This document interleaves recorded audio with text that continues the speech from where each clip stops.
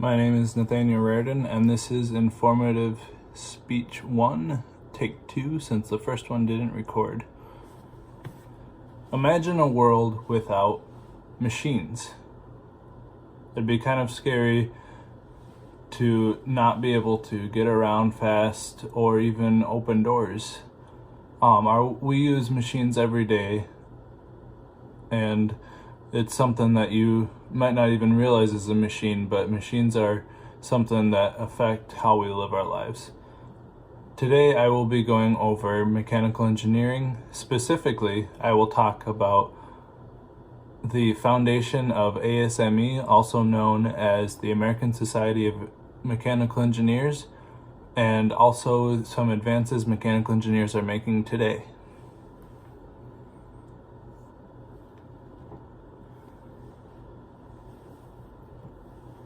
So, according to Moles, in an article that he wrote in 2011, ASME was mainly formed to combat boilers exploding during the late 1800s. So this was near the beginning of the Industrial Revolution, where plants were becoming more of a commonplace and they were being powered by steam. Well, the problem with steam is that it is very high pressure and hot. So there were vessels exploding all across the country, and there was no standardization that allowed these factories to just have whatever they wanted.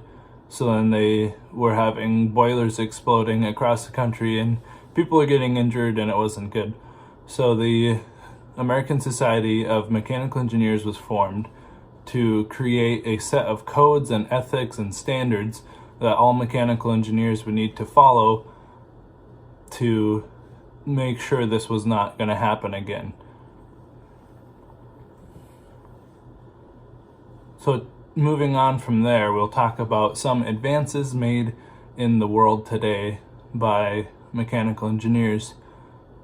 According to an article written by Kasowatz in 2019, there is this thing called tapping into the future, where it is a device that will replace keyboards and mouses, that will allow you to use your fingertips to type and click on a mouse without actually physically touching anything, because there'll be devices attached to the tips of your fingers. And these devices will be used will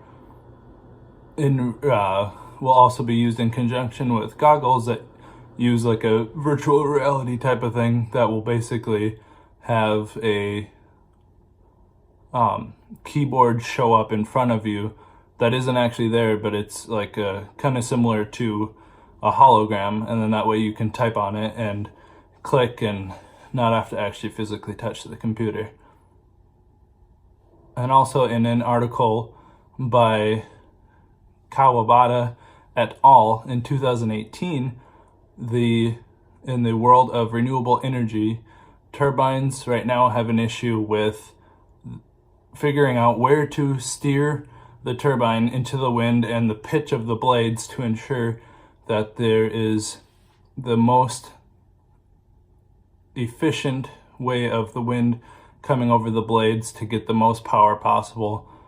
And these right now are using a little device on the back of the turbine housing that basically measures wind speed and direction.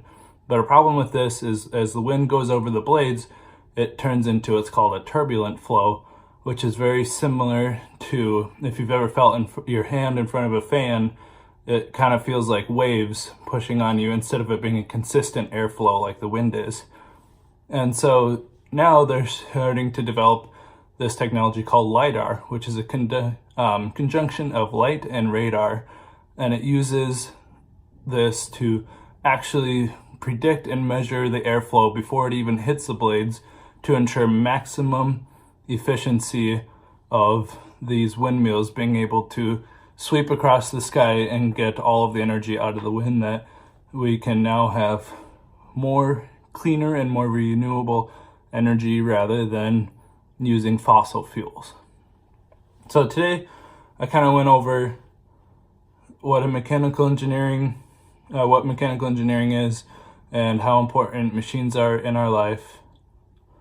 Specifically, I talked about the foundation of the American Society of Mechanical Engineers and the new advances that are being made in mechanical engineering today. So next time you open a door or drive your car or something, just remember that all these things are possible due to mechanical engineers.